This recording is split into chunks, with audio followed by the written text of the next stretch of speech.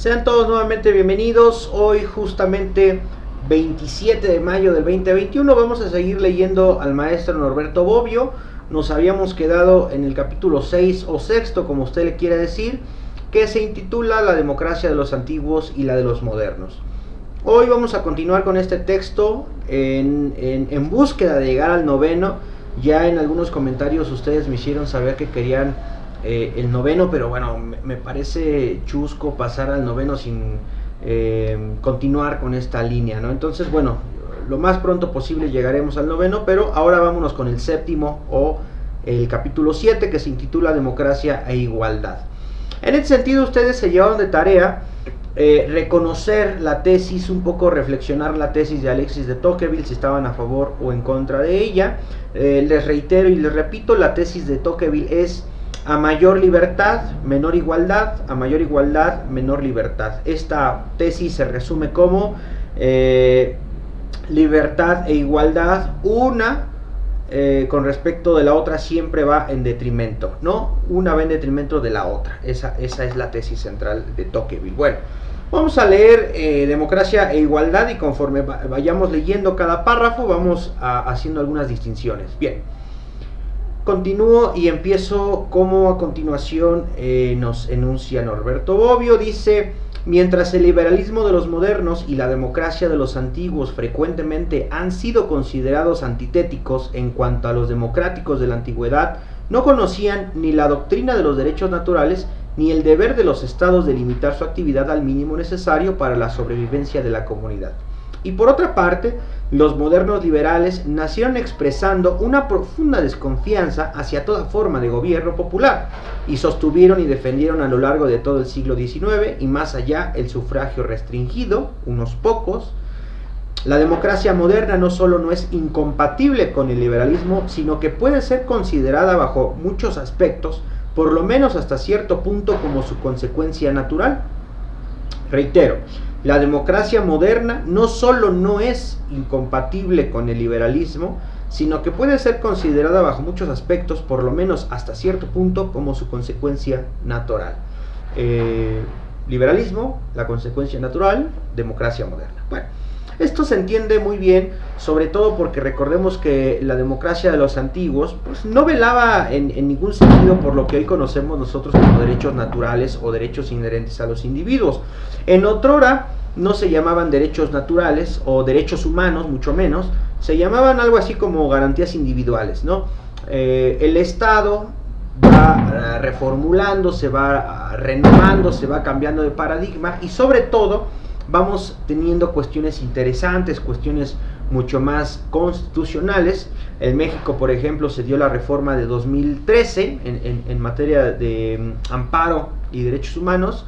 Entonces, bueno, con esta reforma se plantean los controles de constitucionalidad, convencionalidad en el marco de las leyes, ¿no? Que él se diría en el imperio de la ley. Bueno, pero antes de ello, la democracia de los antiguos no se consideraba que los hombres, los individuos, los humanos como raza, tuviesen derechos para nada. Todo era construcción de la democracia, todo era construcción del debate público, ¿no? De ahí donde se tomaban las decisiones, ¿no? Del ágora. Y todo lo demás pues no existía, ¿no? El derecho natural y ese tipo de cuestiones no existían, sobre todo porque no se reconocía una conformación del Estado.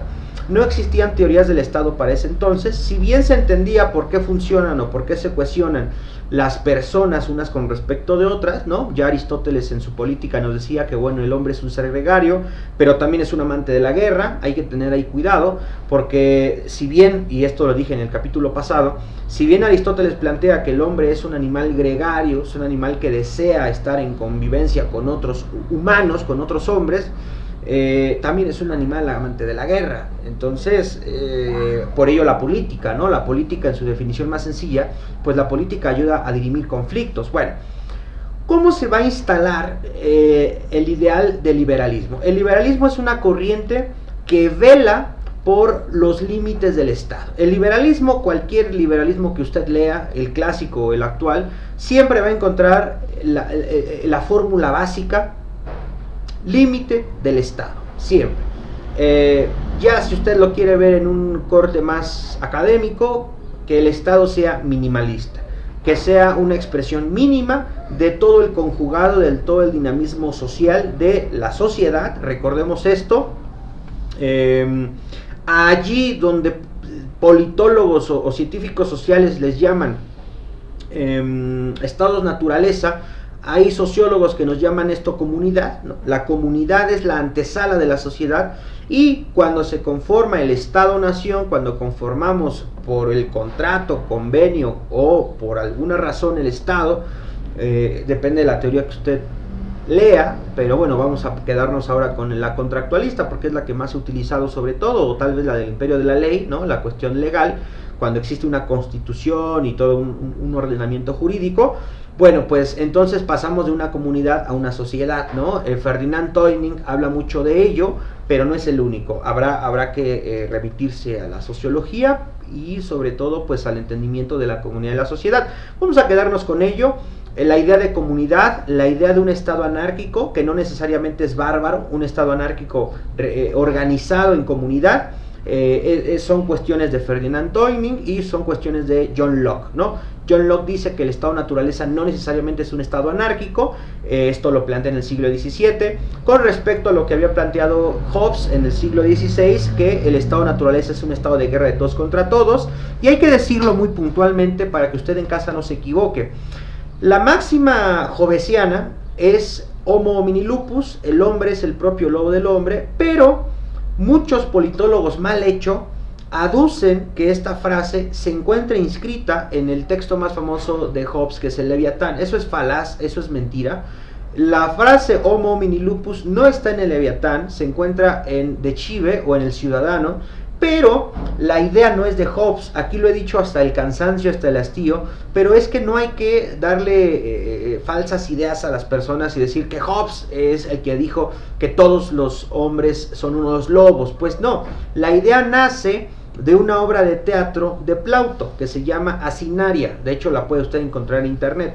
Asinaria es una obra de teatro de Plauto, y ahí dice justamente, de hecho en internet usted encuentra la traducción tal cual de latín al español, sería muy interesante que la buscara, Homo homini lupus, ¿no? Que la traducción más fiel pues es el hombre es cuanto lobo para el hombre, o el hombre es el lobo del hombre, y bueno, Hobbes lo utiliza en De Chive, y después con respecto a lo que dice en El Ciudadano Hobbes, en el Leviatán ya justifica la idea de el Leviatán o el rey mecánico, ¿no? El rey Dios, dice Hobbes en el Leviatán, con respecto a por qué se conforma el Estado, ¿no? De hecho, el Leviatán podríamos decir que es un libro sobre teoría del Estado, cómo surge el Estado y por qué surge el Estado. Bueno, vamos a continuar, ¿no? Entonces, bajo una condición, esto es, estábamos retomando a Norberto Bobbio, no hay que perdernos. Dice Norberto Bobbio, la democracia moderna sería la continuación del liberalismo bajo una condición.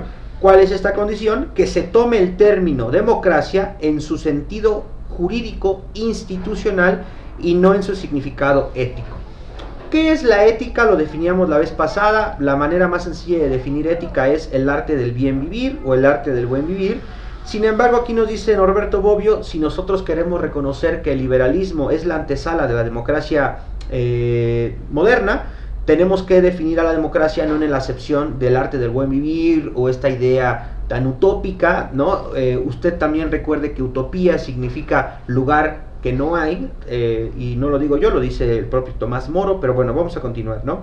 Entonces hay que tomar la idea de democracia en un sentido más procesal que sustancial, dice Norberto Bobbio. ¿Por qué procesal? Por el tema del imperio de la ley, lo jurídico institucional, el ordenamiento democrático de una nación, ¿no? Dice Norberto Bobbio que es indudable que históricamente democracia pues tiene dos significados preponderantes, por lo menos en su origen. Ya sabemos cuáles, sobre todo el demos y el kratos, el poder del pueblo, pero hay algo muy interesante que nos va a decir Norberto Bobbio. Según si pone en mayor evidencia el conjunto de reglas cuya observancia es necesaria con objeto de que el poder político sea distribuido efectivamente entre la mayor parte de los ciudadanos, la idea de efectividad tiene que ver con un corte de a cuántos se les otorga el poder, ¿no? un poder efectivo. No es lo mismo que pensemos que en una comunidad de 1000 personas todos tienen poder, porque es una comunidad ciertamente pequeña y todos pueden participar, en comunidades ampliamente desarrolladas y sobre todo con un número muy amplio de individuos, ¿no? Ya lo decíamos nosotros aquí, de hecho en alguna conferencia que tenemos también grabadas en YouTube, yo exponía la idea de los teóricos de las élites, y los teóricos de las élites nos dicen primeramente que, bueno, es más fácil que 1000 personas se pongan de acuerdo a 1.000.000. Entonces, una democracia efectiva sería aquella en donde todos los individuos participen, pero eso ciertamente en un país tan grande como el nuestro es imposible. No todos van a participar, y de hecho, hoy la democracia representativa para eso existe, para que no tengas tú que participar directamente del ágora de la discusión, pero que mandes a un representante, ¿no? Entonces esto ya lo habíamos de hecho leído en Constant, lo hemos venido leyendo en todo el texto de Liberalismo y Democracia. Pero bueno, entonces tiene que ver con estas dos acepciones. El primero es, bueno, pues que si este poder político es distribuido efectivamente entre la mayor cantidad de ciudadanos, las llamadas reglas del juego, o el ideal, ¿no? En este sentido, que sería pues un gobierno democrático que debería inspirarse, que es el de la igualdad, ¿no? Tenemos por una parte el tema de la distribución del poder político efectivamente entre la mayor parte de los ciudadanos, las llamadas reglas del juego, o tenemos la otra acepción que es el ideal, en el cual un gobierno democrático debería inspirarse, que es el de la igualdad, ¿no? Tenemos dos cuestiones, una participación efectiva, una participación igualitaria. ¿Cuál de las dos son ciertas? Ahora, la efectiva, por eso decimos la tesis de Tocqueville. Aquí es muy importante que usted considere la tesis de Tocqueville. Libertad e igualdad, una va en detrimento de la otra. Libertad, usted es libre de participar, y esta libertad, vamos a suponer que yo quiero participar y se me hace un reparto del poder efectivo, pues yo tengo la libertad de participar, pero mi participación no es tan igualitaria con respecto al que no participa. Yo tengo un poder democrático, pero al final poder por encima del que no está participando. Entonces tengo libertad de participar con respecto del otro, pero el otro tiene menor igualdad que yo. La otra, que sería la ideal, la acepción ideal de la democracia, es que todos seamos iguales, y esto es lo que se ha buscado preponderantemente en materia de derechos humanos, ¿no? Con respecto a la igualdad sustancial ante la ley, ¿no? La igualdad sustancial ante la ley, y que todos en absolutamente igualdad de condiciones seamos una igualdad matemática, ¿no? En donde 1 es igual a 1, 2 es igual a 2, pues así en el tema democrático. Esto, por supuesto, como bien lo dice Norberto Bobbio, es un tema muy ideal que poco probable sea que suceda en ciertas sentencias, ¿no? Bueno, con base en esta distinción, nos dice Norberto Bobbio, se suele diferenciar la democracia formal de la democracia sustancial, o con otra conocida formulación, la democracia como gobierno del pueblo. El pueblo es quien manda, el pueblo es quien dirige, que es una idea muy bonita, pero muy, no quiero decir falaz ni mentirosa, pero que no se cumple, que no llega a ser verdadera la idea de que el pueblo es quien manda, ¿no? O el pueblo es el soberano. En las constituciones así se dice, ¿no? O está marcado así, pero en la realidad pues eso no sucede. Entonces la democracia como gobierno del pueblo no es sincera, y tenemos la otra, que sería la democracia como gobierno para el pueblo, ¿no? Existen unos representantes que van a gobernar desde el Parlamento, y en principio van a recoger los ideales y los intereses de mayorías y minorías por igual, dentro del Congreso, dentro del Parlamento, etcétera, etcétera, etcétera, ¿verdad? Bueno, el propio Norberto Bobbio nos dice, pues no tiene caso detenernos a repetir una vez más que en estas dos acepciones la palabra democracia es usado bajo dos significados tan diferentes, que han dado pie a discusiones inútiles, ¿no? Como la de que si es más democrático un régimen en que la democracia formal no va acompañada por una misma igualdad, o el régimen en el que una misma igualdad se obtiene mediante un régimen despótico. Dice Norberto Bobbio, esto ya lo ha visto Tocqueville, esto ya lo han visto muchísimos más. Si libertad o igualdad van una en detrimento de la otra, mejor evitémonos de cosas vacuas. Y Norberto Bobbio se va a centrar en lo que sí existe como tesis principal en la democracia liberal. Todas las democracias liberales, de hecho hoy la idea es tener más democracias liberales, ya no tener la idea falaz de la democracia del pueblo por el pueblo y el pueblo es el soberano, sino adjudicarle a la democracia este apellido de liberal. Hoy queremos democracias liberales, democracias que sean menos corruptas, sobre todo que tengan un ordenamiento de transparentes, de veraces, en donde no se coopte a la gente con despensas o con rotoplaces o con cosas por el estilo con respecto a su voto, que no se haga mal uso de la pobreza, esto es, que no se utilice la cuestión de lo raquítico en que viven las personas para poder obtener su voto con respecto a darle ciertas dádivas, ¿no? Hoy estila en Latinoamérica la idea de los políticos que ofrecen dádivas, ofrecen recursos, ofrecen despensas, becas, tarjetas, con respecto a que usted me dé su voto, y una vez que yo llego a la representación, una vez que yo llego al Congreso, pues me olvido de usted, ¿no? Entonces, por eso dice Norberto Bobbio, vamos a evitarnos de ello. Ahora, ¿por qué hay una diferenciación muy amplia entre la democracia de los antiguos y la democracia de los modernos, o la democracia que surge del liberalismo? Porque la democracia de los antiguos, usted podrá recordar que solo tenían derecho a voz y voto los ciudadanos, y la categoría de ciudadanos no era para cualquier persona, era para aquellos ciudadanos libres, soberanos, dueños de su propia propiedad, de su propio cuerpo, propietarios de objetos materiales tangibles externos, con una amplia sabiduría, esto es, mujeres, por supuesto que no podían participar, esclavos mucho menos, ¿no? Etcétera, etcétera. Hoy todos tendríamos que participar, todos en lo absoluto. ¿Por qué? Porque hay un eje que marca la igualdad sustancial, la igualdad sustancial, no solamente en el ordenamiento jurídico, no solamente si el país de donde usted me está viendo está inscrita así en la ley. Esto es a nivel internacional, a nivel mundial, en el cosmos, que es la idea justamente de los derechos humanos. Entonces, por eso la importancia de retomar en el siglo XVIII, 1789, la Revolución Francesa, poco después, esta declaración de los derechos del hombre y del ciudadano. De ahí es la antesala de los derechos humanos como los conocemos hoy, de estas garantías individuales como en otrora se llamaban, y por eso se fundamenta la democracia moderna con respecto al liberalismo y no con respecto a la democracia de los antiguos. Por eso dice Bobbio muy bien, la democracia de los antiguos de hecho es antitética a la democracia actual, porque en otrora no se estaba velando por los derechos humanos de nadie, todo lo contrario, incluso había esclavos, las mujeres no podían votar, pero ojo, las mujeres en el caso mexicano pudieron votar hasta el 55 del siglo pasado. Las mujeres en México no llevan votando ni siquiera un siglo. Entonces todavía nos falta mucho por construir, pero sin duda alguna creo yo que vamos por un muy buen camino, siempre que la democracia no termine disgustándonos tanto.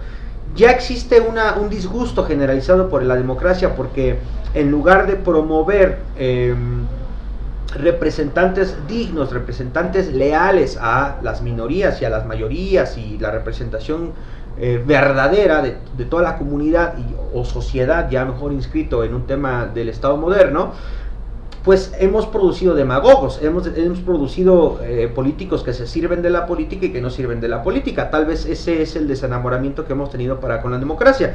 Por lo tanto, lo que hoy se busca es una democracia de corte liberal, una democracia donde se limite la facultad del Estado, no se le vuelva torpe, sino más ágil, donde se agilice el propio Estado. Pero bueno, ya lo iremos viendo poco a poco. Entonces, tomando en cuenta que en la larga historia de la teoría democrática se entrelazan elementos de método y motivos ideales que solo se encuentran fundidos en la teoría rusoniana, en la que el ideal fuertemente igualitario que la mueve encuentra su realización en la formación de la voluntad general, ambos significados históricamente son legítimos, pero la legitimidad histórica de su uso no permite alguna vinculación con la presencia eventual de elementos connotativos comunes. Rousseau hablaba de la voluntad general y la voluntad de todos. Había una distinción muy interesante, sobre todo cuál es la voluntad general y cuál es la voluntad de todos. No necesariamente es la misma, de hecho.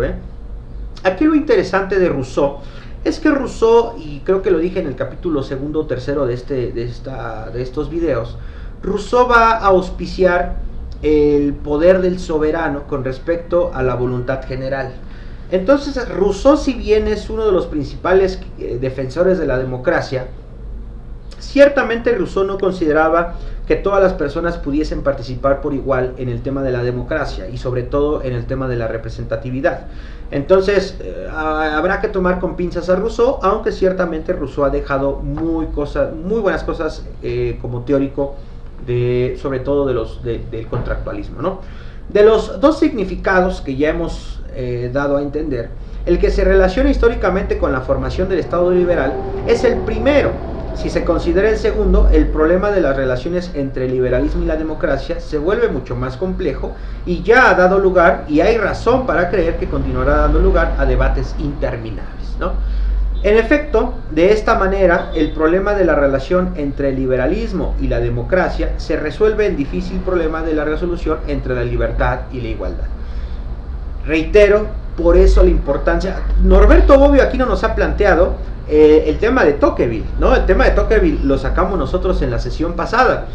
Pero ¿qué pasaría si Norberto Bobbio incluye el tema de Tocqueville, que lo hace involuntariamente? Bueno, pues el libro, en vez de ser un breviario, se volvería un libro tan complejo, porque resolver si libertad o igualdad sí efectivamente van en detrimento uno del otro es complicadísimo, ¿no? Pero ya vamos viendo que, dice Bobbio, vamos a tomarlo con pincitas. ¿Cuál es la primera definición a la que él se remite? El otorgar el poder de manera efectiva, la mayor representatividad de manera efectiva para ciertos personajes, ¿no? En el tema de la igualdad sustancial no nos metemos tanto, porque va a estar con asterisco por debajo, que va a ser un principio muy importante, pero que existe ya por debajo como asterisco, con el tema de los derechos humanos. Entonces dice Norberto Bobbio, si no se logra el repartir de manera completamente representativa y efectiva el poder a todos los individuos, bueno, lo que sí se puede hacer es repartir entre un grupo selecto de partidarios efectivamente, y lo consiguiente sería, como apellido o como subordinación, pues tener el tema de los derechos humanos, ¿no? Y eso podría solventar el problema inicial. Pero vamos a ver qué sucede, ¿no? Entonces, problema que se presupone una respuesta unívoca a estas preguntas. La pregunta ¿qué libertad? Y la pregunta ¿qué igualdad? Efectivamente, ¿no? ¿Qué libertad y qué igualdad? Permítanme tomar un poco de agua. Y sirve que la patrulla avanza y la patrulla se va, porque si no nos da el efecto Doppler, si no me equivoco. Bien, entonces, ¿qué libertad y qué igualdad? Bueno, aquí hay dos tenores. Desde siempre, la pugna que existe por el tema económico ha sido importante a lo largo de la historia del hombre, a lo largo de la historia de la humanidad, pero sobre todo cuando llega Marx, ¿no?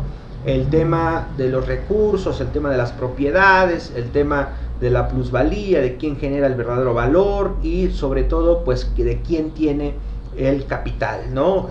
Quiénes son los dueños de los medios de producción. Bueno, si hablamos desde el punto de vista marxista, que a mí en lo personal no me gusta el marxismo, pero bueno, hay gente que sí. Si hablamos desde el punto de vista marxista, igualdad y libertad económica, ¿no?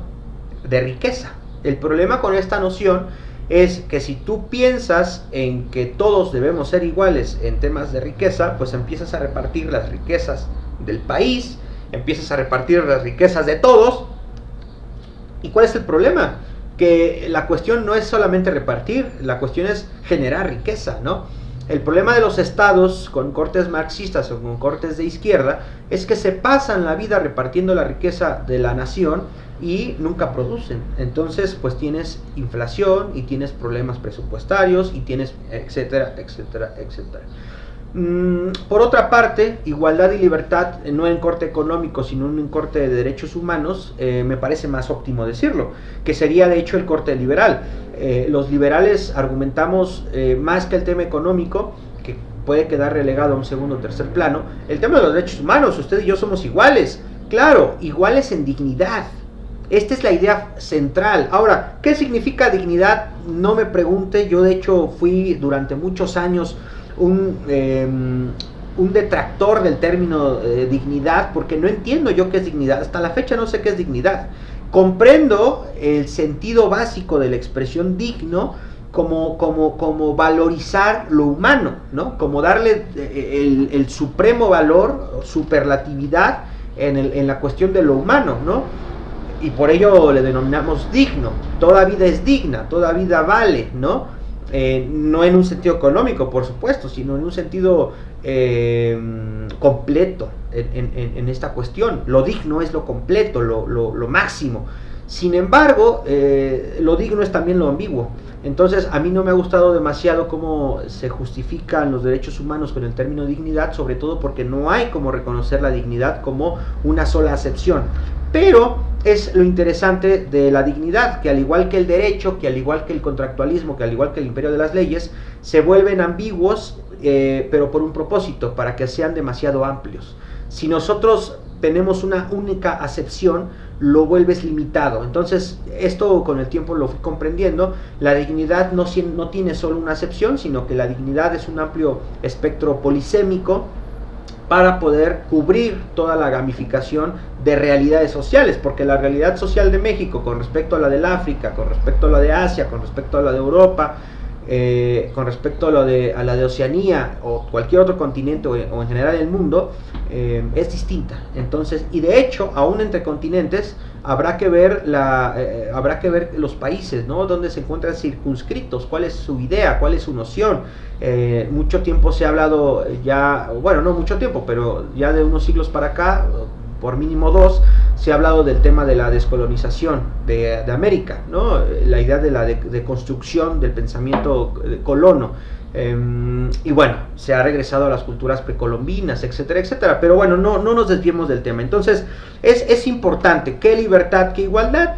Económica, jurídica, sustancial, formal. ¿Qué tipo de igualdad, qué tipo de libertad es la que estamos aquí diciendo? Bueno, es lo que dice Norberto Bobbio. En su sentido más amplio, incluso cuando se extiendan a la esfera económica respectivamente el derecho a la libertad y el derecho a la igualdad, como sucede en las doctrinas opuestas del liberalismo y del igualitarismo, libertad e igualdad son valores antitéticos. Es nuevamente lo que dice Tocqueville, nos lo reitera Bobbio, en cuanto no se puede realizar con plenitud uno sin limitar fuertemente el otro. Una sociedad liberal liberista es inevitablemente que sea inigualitaria, así como una sociedad igualitaria por fuerza es liberal. Reitero, esta es la tesis central de Bobbio, que de hecho recoge de Tocqueville. Una sociedad liberal liberista es inevitablemente que sea inigualitaria, así como una sociedad igualitaria por fuerza es liberal. Liberalismo e igualitarismo tienen sus raíces en concepciones del hombre y de la sociedad profundamente diferentes. Individualista, conflictiva y pluralista la liberal. Reitero, individualista, conflictiva y pluralista la liberal, totalizante, armónica y monista la igualitaria. Ojo aquí. Mucho tiempo argumenté que si a usted le preguntaba qué prefiere, libertad o igualdad, las personas que me decían que preferían la igualdad, yo aducía que eran marxistas. Casi siempre, de hecho es un juego que puede usted hacer en casa.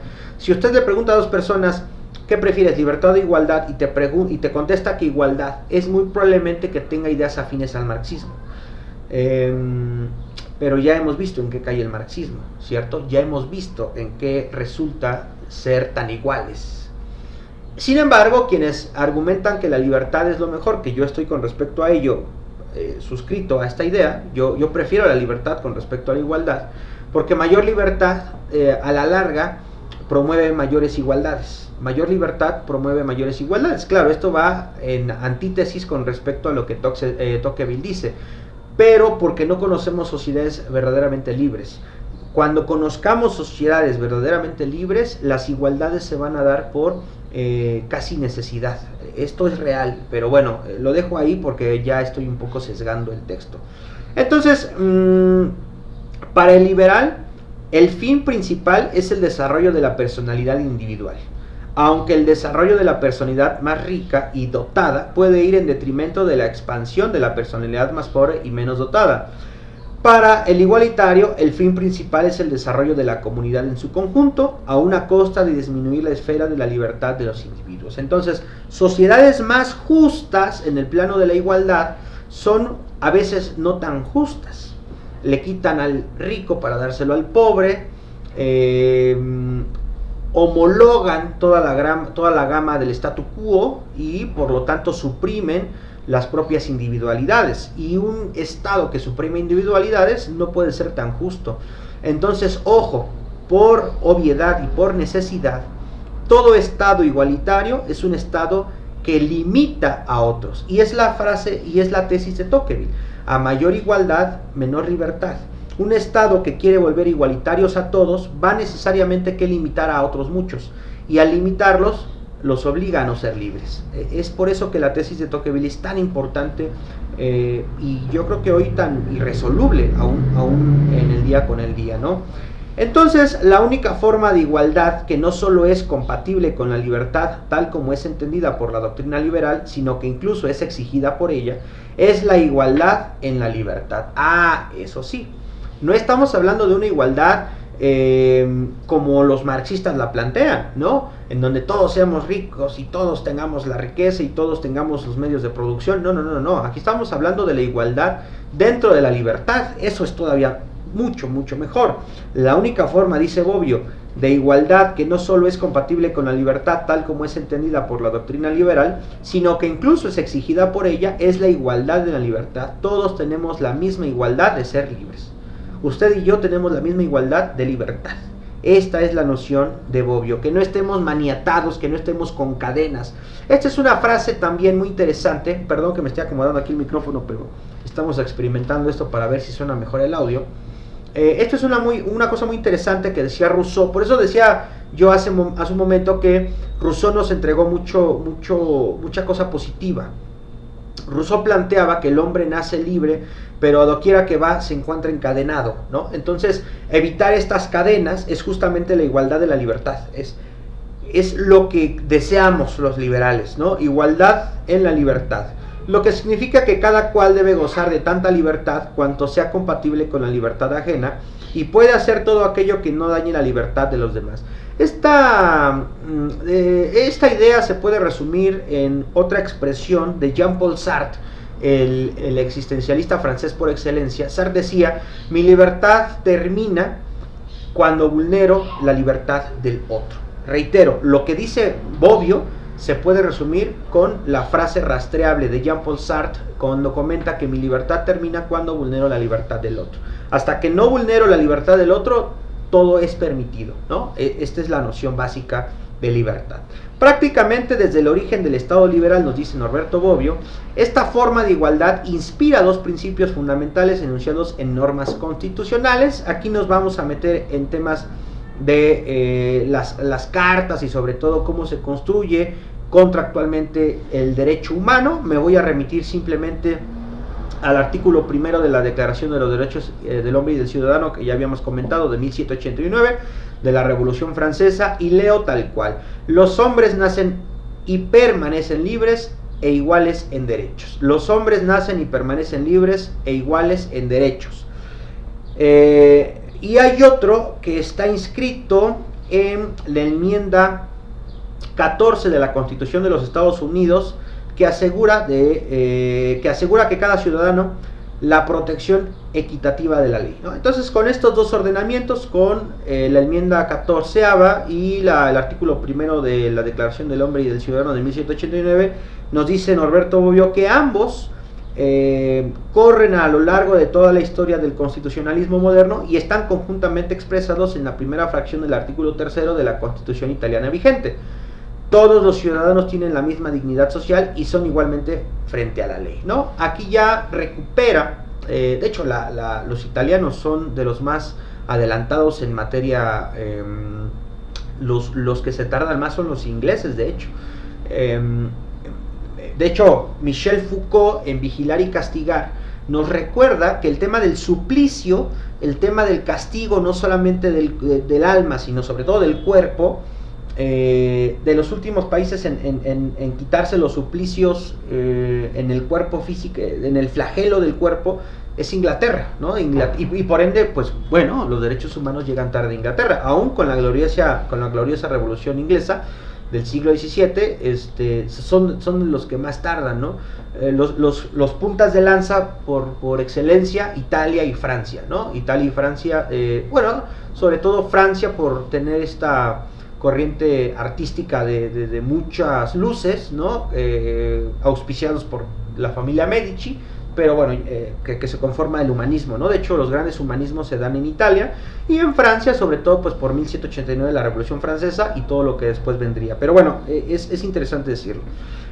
Entonces, bueno, el principio de la igualdad frente a la ley, y veníamos diciendo que ya se introduce un término que es el término de dignidad, ¿no? Que es un término que ya les digo yo, no es tan comprensible, no es tan fácil de definir el tema de dignidad, pero por lo mismo es tan amplio que recoge todos los espectros y todas las caleidoscopías de cada una de las áreas en donde se pueda y se quiera aplicar, ¿no? El principio de la igualdad frente a la ley puede ser interpretado restrictivamente como una formulación diferente del principio que campea en todos los tribunales, y cita: la ley es igual para todos. En este sentido, significa simplemente que el juez debe ser imparcial a la aplicación de la ley, y como tal forma parte de los recursos constitutivos y aplicables del Estado de Derecho, y por tanto es inherente al Estado liberal por la ya señalada identificación del Estado liberal con el Estado de Derecho. Esto significa que todos los ciudadanos deben ser sometidos a las mismas leyes y por tanto deben ser suprimidas y no deben ser retomadas las leyes específicas de las órdenes o estados particulares.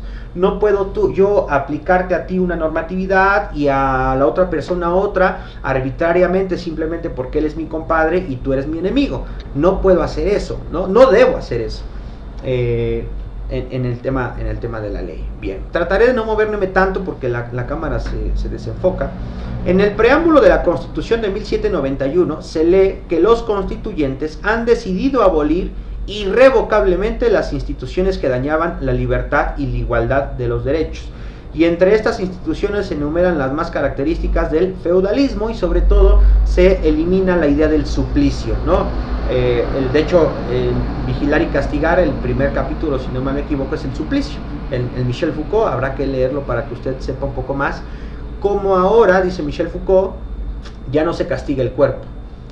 La teatralidad del flagelo hacia el cuerpo, ¿no? Estas grandes sentencias de quemarte, degollarte, en fin, etcétera, etcétera, se cancelan por una cuestión más de secretismo, de todo bajo una tela, ¿no? Una tela que no vemos, que se origina en las cárceles, en las prisiones, en los manicomios, y hoy no nada más se castiga el alma, se castiga la dignidad humana, ¿no? Entonces, claro, Michel Foucault todavía no tiene bien sentado el dato sobre el derecho humano, pero lo que podría decir Michel Foucault al paso del tiempo es: lo que se castiga es el derecho humano, ya no se castiga el cuerpo, se castiga el derecho humano, y uno de los derechos humanos más importantes es el derecho humano a la libertad, porque ni siquiera se te procura la muerte. En los países más avanzados la pena de muerte se abolió. Lo importante ahora es flagelarte en los derechos humanos, y uno de los principales es el derecho a la libertad.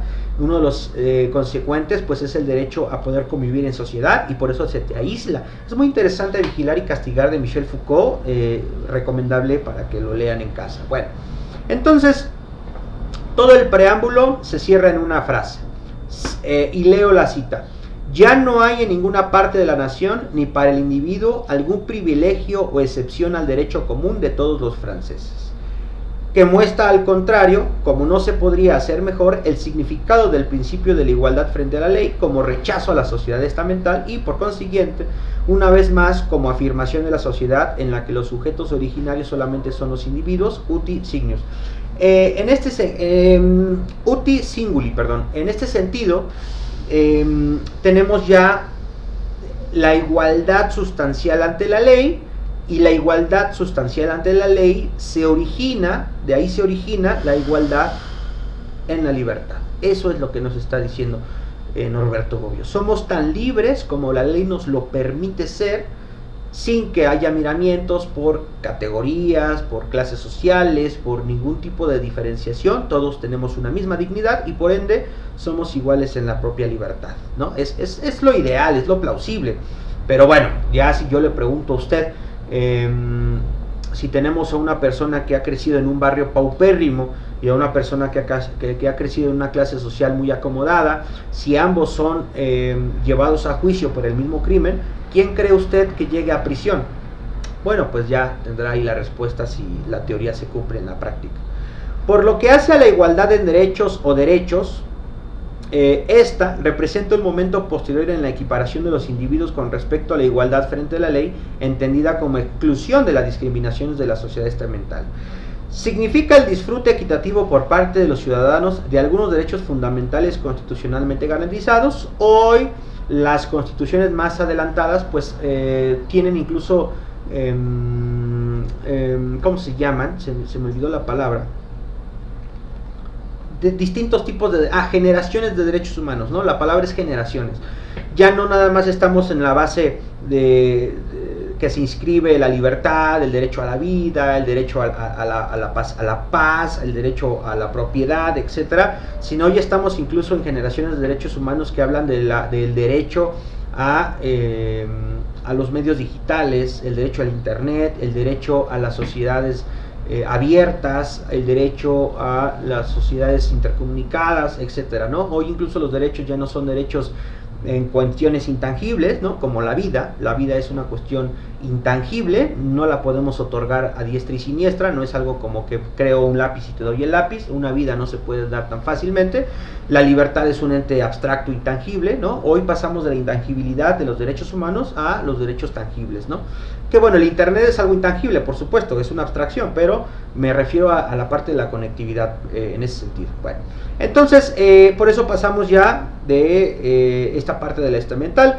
Mientras la igualdad frente a la ley puede ser interpretada como una forma específica e históricamente determinada de igualdad jurídica. Por ejemplo, en el derecho de todos de tener acceso a la jurisdicción común y a los principales cargos civiles y militares, independientemente del origen, la igualdad de derechos comprendida de igual forma en que todos tenemos los derechos fundamentales enumerados en la Constitución, ¿no? Hoy, seas de donde fueras, si cumples con los requisitos mínimos constitucionales, ser mexicano, ser ciudadano, tener ser mayor de edad, puedes ser muy fácilmente elegido por un cargo de elección popular, puedes llegar a ser presidente, ¿no? Sin embargo, aún en las constituciones y en la mexicana hay un ordenamiento que habrá que suprimir porque pues sigue regresándonos a una forma histórica arcaica, primitiva, obsoleta. En la Constitución mexicana dice que para ser ciudadano tienes que tener 3 consideraciones. La primera, ser mexicano, ¿no? La segunda, tener la mayoría de edad, 18 años. Y la tercera, tener un modo honesto de vivir. El problema con esta concepción de la manera honesta de vivir, lo honesto puede convertirse en digno, y si lo transformamos en digno, quiere decir que usted, para poder ser ciudadano mexicano, necesita cumplir con todos los ordenamientos jurídico-institucionales y de derechos humanos. Pero ¿qué le digo yo a usted? Lo digno y lo honesto tiene que ver mucho con un tema de costumbres. ¿Y qué pasa con el tema de las costumbres? Que las costumbres tienen un corte demasiado cultural. ¿Qué sucede con lo que en otrora, perdón ustedes por el ladrido del perro, qué sucede si nosotros entendemos el tema de las prostitutas, ¿no? Mal llamadas prostitutas, en su momento etairas, una forma más poética sería etaira, hoy mejor llamadas servidoras sexuales, ¿no? Porque ni siquiera sexoservidoras, porque no están a servicio del sexo, son trabajadoras sexuales. ¿Qué pasa con las trabajadoras sexuales? ¿No tendrían que ser ciudadanas mexicanas o ciudadanos mexicanos porque su manera no es tan honesta? Yo les pregunto a ustedes, ¿el trabajo no es digno? ¿No todo trabajo dignifica al humano? Entonces, eso me parece muy de mochos, ¿no? Muy de persinados, y disculpe usted el término persinado, pero me parece que aún en las constituciones hay cosas que tendríamos que quitar o reformar simplemente para derogarlo, ¿no? Esa idea de tener una forma digna de vivir. ¿Qué significa digno? ¿Qué significa honesto? Por eso, a mí me preocupa mucho la palabra digno, porque un narcotraficante es digno, el tema del narcotráfico es digno, por eso, ¿no? Yo sé que es un ejemplo muy absurdo y usted me va a decir, bueno, pues que usted está tonto o qué le pasa. Pues por supuesto que no, bueno, pero ese es el problema de tener definiciones tan ambiguas y tan amplias, que en principio todo entraría, pero bueno, ya dejémoslo aquí. Entonces, y además porque el perro está ladrando y seguramente, bueno, en fin. Entonces, estamos hablando de los derechos fundamentales enumerados en la Constitución. Es así, tanto que se puede definir fundamentalmente aquellos y solo aquellos de los que deben gozar todos los ciudadanos sin discriminaciones derivadas de la clase social, del sexo, de la religión, de la raza, etc. Hoy tenemos toda una caleidoscopía y todos somos iguales ante la ley y sobre todo tenemos igualdad en la libertad. La lista de los derechos fundamentales varía de una época a otra, de un pueblo a otro, es lo que les comentaba, generaciones de derechos humanos, y por tanto no se puede dar una lista definitiva. Únicamente se puede decir que son fundamentales los derechos que en una constitución determinada se atribuyen a todos los ciudadanos indistintamente, en una palabra, aquellos frente a los cuales todos los ciudadanos son iguales. Entonces, ¿cómo resolvemos la tesis de Tocqueville que igualdad y libertad va una en detrimento de la otra con el tema de los derechos humanos? Ya no estamos hablando de una igualdad de usted tiene todo y yo no tengo nada, entonces deme la mitad de lo suyo. No, porque ahí entonces seremos no justos, le tendremos que quitar al otro la mitad para dársela a usted. No, estamos hablando de partir de un plano de la igualdad con respecto a la libertad y que se encuentra inscrita en el tema jurídico. No obstante, existen países que a lo largo del tiempo han querido suprimir los derechos humanos o simple y llanamente hay países en donde no existen estos derechos humanos, ¿no? Ahí donde se da la ablación de la mujer, ¿no? Donde bueno, busque el término ablación y sabrá qué significa, donde se da la ablación en niñas, en mujeres muy pequeñas, sobre todo en zonas de Medio Oriente. Bueno, ahí no existe el derecho humano a nada, ¿no? El derecho humano por extensión más humano es el propio cuerpo, es el tema de la propiedad. Usted es propietario de su propia idea, pero no solamente de lo intangible, no solamente del mundo de las ideas, sino sobre todo, usted es dueño de su cuerpo. Esa es la primera propiedad. La propiedad privada cuerpo es la primera propiedad y de hecho surge no solo con los ideales clásicos del liberalismo y sobre todo ahora con nuevos liberales o el liberalismo moderno, sino surge ya incluso con Descartes en el siglo XVII, cuando Descartes ponía al hombre como la centralidad de su historia. Ahí se encuentra instaurada la propiedad privada. ¿Cuál es la propiedad privada? Mi propio cuerpo. Yo soy dueño de mi cuerpo y de mi cuerpo nadie más puede ser dueño, ¿no? Entonces la propiedad privada se inscribe en la idea de el sujeto, de la subjetividad, ¿no? Entonces, bueno, dejémoslo por aquí. Me parece que ya hemos aterrizado bastante en cuestiones. Espero les haya agradado el video y les reitero, suscríbase. No deje pasar el tiempo y si se suscribe, nosotros sabremos que entonces estamos haciendo un trabajo digno y que realmente está interesándole a alguien. El próximo capítulo que leeremos será el capítulo 8, que se intitula El encuentro entre el liberalismo y la democracia.